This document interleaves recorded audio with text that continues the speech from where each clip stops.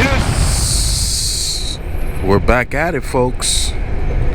No need to adjust your phones, your radios, your televisions. No need to adjust any of that stuff. You are in the right place. This is the Solomon Project, where it's not how much you make, it's how much you keep that counts. I'm your host, Richard Burns.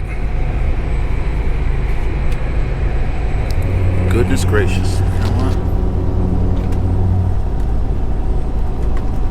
Yeah, it's just going to be that. It's what it is. It's what it is.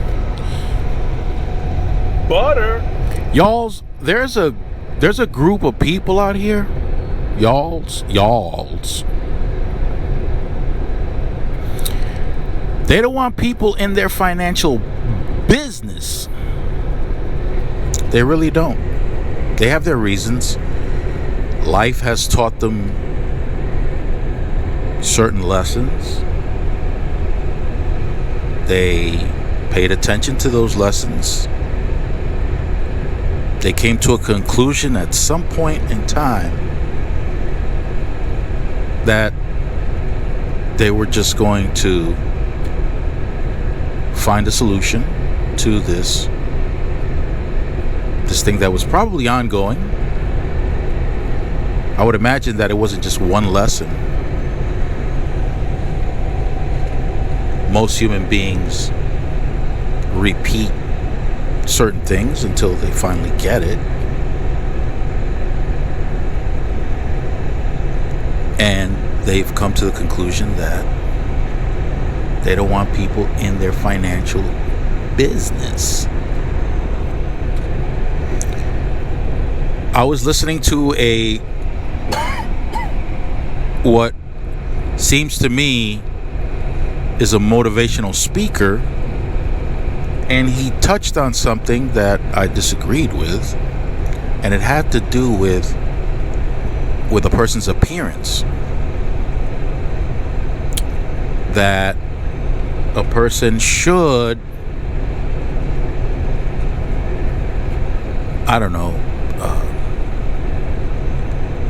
groom themselves, dress a certain way in order to, demonstrate their something having to do with success and attracting success by appearing successful. And the idea of appearing successful has to do with whether or not you're manicured, pedicured, groomed, and things of that nature. And there are people out here that have made the decision not to focus on those things. They're not going to the barbershop on a regular basis. They're not grooming their facial hair, maybe not even shaving their facial hair.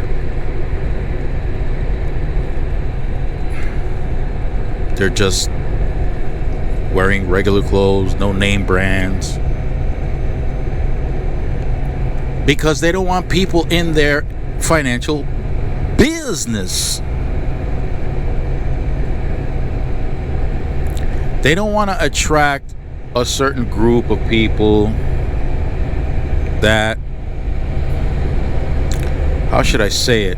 I don't want to be offensive, but they like to cozy up. They like to cozy up to people that, in their eyes,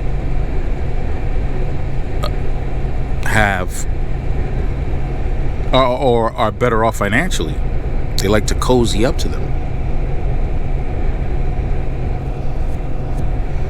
And perhaps one of the lessons learned is that these people that cozy up to you, if you're financially in a better situation than most, is that you're going to encounter a lot of fake people. A lot of fake people. It happens. So there's a group out there that chooses not to attract those fakers.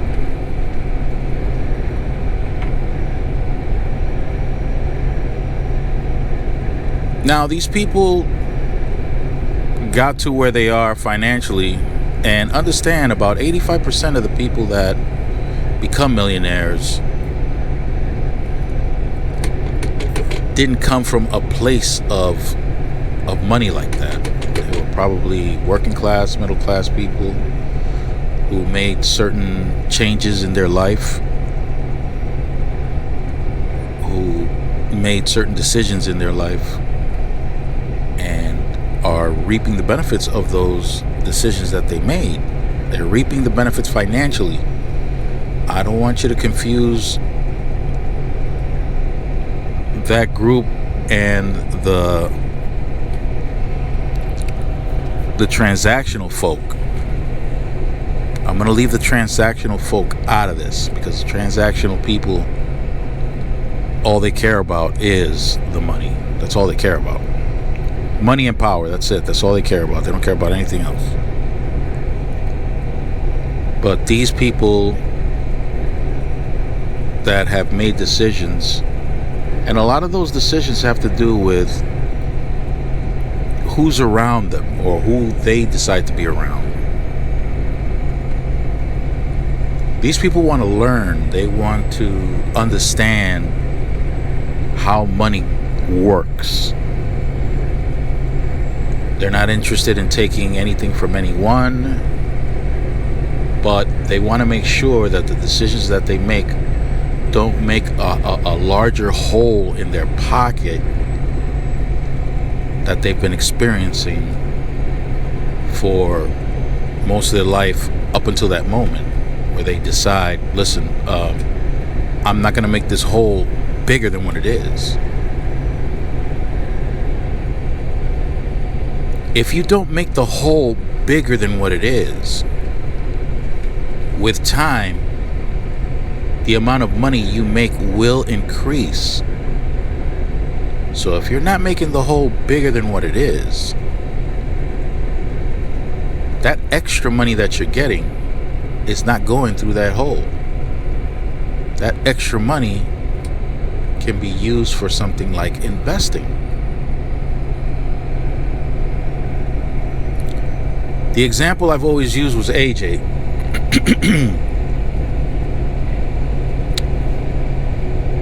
AJ is someone who he's a father, he's a husband, a father. He has 2 kids, and AJ opened up his account, his investment account. Opened up his investment account, and he contributes $35 a week faithfully.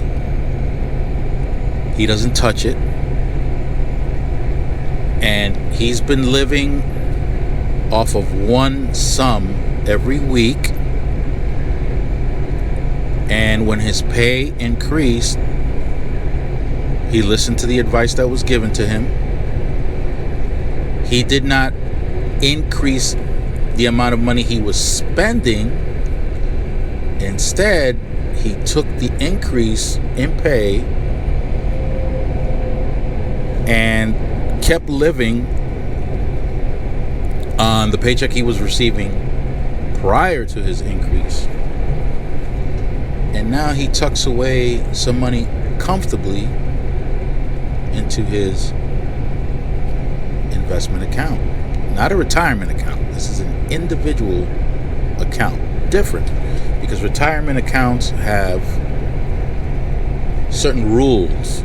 And if you break those rules, you'll wind up paying a penalty if you're not withdrawing money after 59 and a half years of age. Don't ask me how they calculate the half. But that's the rule when it comes to retirement accounts. Gotta be 59 and a half or older in order to withdraw money from that account without a penalty. Now, there are differences between the types of retirement accounts that exist.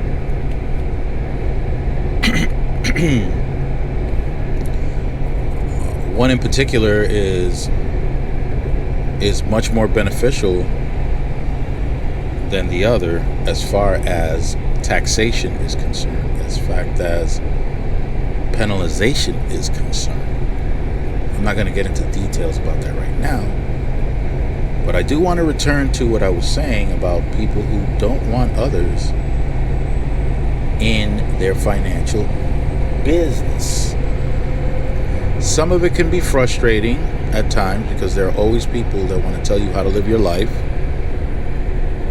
and they want to tell you what to do when they haven't demonstrated that they can live as they're recommending you live, or do the things that they're recommending that you do. And they're insistent because they might look at you and say, man, this person must be going through some financial hardships, when the reality is the complete opposite. But then again, these people don't want people in their financial business, so they're not going to open up and say, no, listen, I'm doing well, look at my bank account, because you're going to start to attract those flies. You're going to start to attract those flies. By the way, we're in Tennessee, I-24 in Tennessee, headed north to Nashville. Came out of Georgia, Hotlanta, Georgia, and headed up to Nashville, Tennessee for another pickup. We picked up in Georgia. We headed to Nashville, Tennessee for another pickup. So it's 2 pickups and 1 drop, and the drop is going to be out west. I'll give you more details in another video. So, yeah, they're not gonna be styling and profiling and giving people the impression that they're doing well. They're not doing that. They're flying below the radar. They're low key, and it makes for, in my opinion, it makes for a much better set of circumstances than bragging about what you've got. Yeah, so for that motivational speaker, I disagree.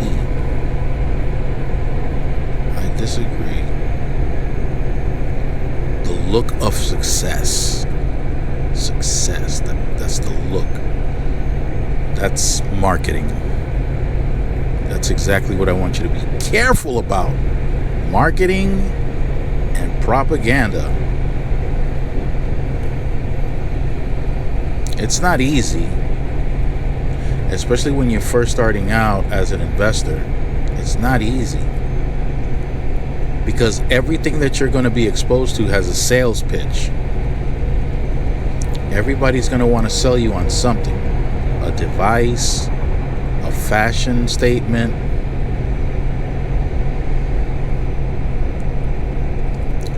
something on the company itself, the future of the company. They're going to try to sell you on that. Look, Elon Musk is very successful at selling people on Tesla, for example, which is not a great vehicle. That's not my opinion. I'm repeating the opinions of mechanics and Tesla owners. That's what they said. I don't own a Tesla. I don't own their stock. Never did. Never intended to. Especially not now, with the troubles that they're going through. But there are plenty of people that invest in Tesla, not just their cars, but their stock, and they're convinced. Elon does a great job of convincing these people. The numbers ain't numbering. The math ain't mathing when it comes to Tesla and the company. It doesn't make any sense. Now, that doesn't mean that, well, Tesla is an obvious example. It doesn't mean that he can't increase his stock value. definitely can. A lot of companies can. Now, you have to be able to decipher what's relevant and what isn't, and that's not easy. If you fall for the marketing, right? Just like your financial condition, if you fall for the marketing, you're going to want to show everybody, hey, I'm successful. I got what it takes. Look, check out my clothes. This ain't just any set of clothing. Look at the brand name. They want to have a logo on their shirt. They want to have a tag somewhere to let everybody know, hey, this is the stuff that people with money buy.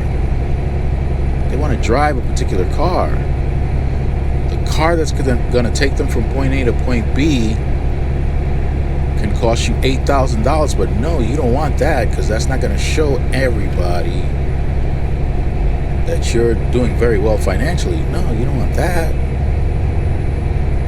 You want the Beamer. You want the Beamer where a tune-up will cost you as much as a used car. Yeah. Your power is just flying out of your pockets, flying out of your accounts. And where's your power going to? It's going to people that can't connect with your community, they can't connect with you, but you're voluntarily passing that power on. And that's the power of marketing and propaganda. These are 2%ers, just to be clear. These people are 2%ers. They have the ability to decipher the information and not participate in whatever marketing scheme they got. Like when you go into a store. You go into a store with an objective in mind. The objective is to purchase a particular item. Let's just say it's one item. Okay, your intention is to spend $20. Let's just pick a round number, $20. That's the objective. You want one item. You know it costs $20. That's with tax included and everything like that. But they prop that little sign right in front of you. Buy two, get one free. If you buy two to get one free, you fell in the trap. You fell in the marketing trap. Why did you fall? Why don't I agree that you made a good purchase? Well, let's remember, you went in with an objective. You went in to buy one item, and the amount of power that was going to leave you was $20.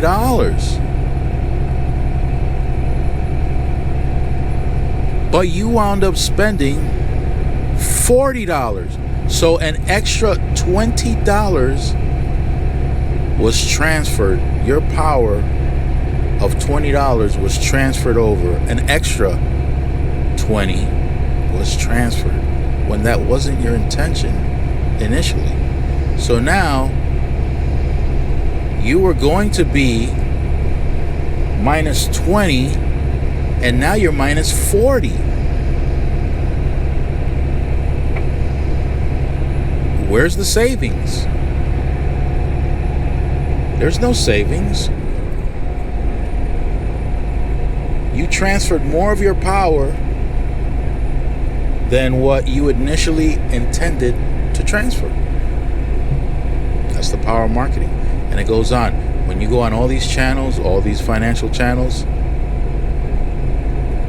every one of those board members, those CEOs, they're selling you on something.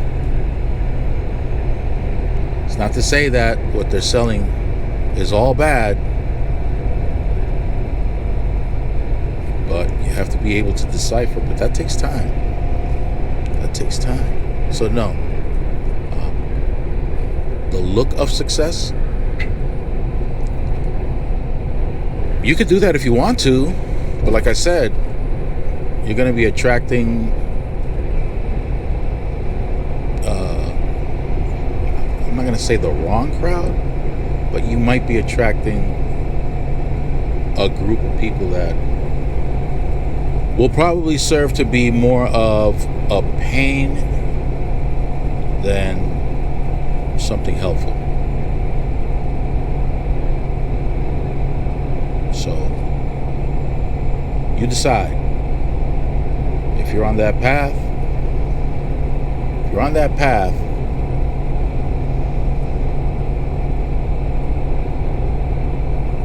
you decide how you want to appear on that path.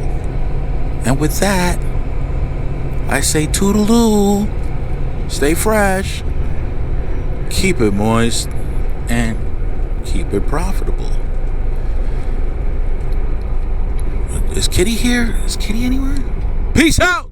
Arabam Dacia, seviyorum çift kalem aça. Göremedi kimseden fayda, işler